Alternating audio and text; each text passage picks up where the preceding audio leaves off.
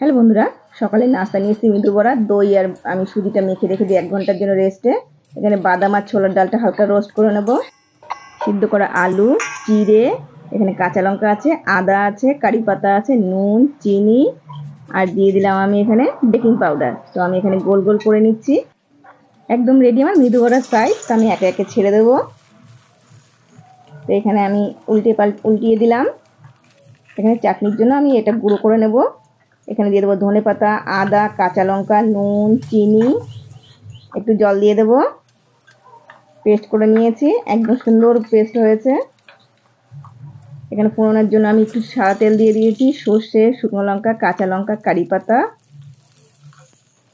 হয়ে গেছে। আমি এখানে একটা লেবু চিপিয়ে দিয়েছি একটু টক স্বাদের জন্য। একদম রেডি আমার মৃদু বড়া।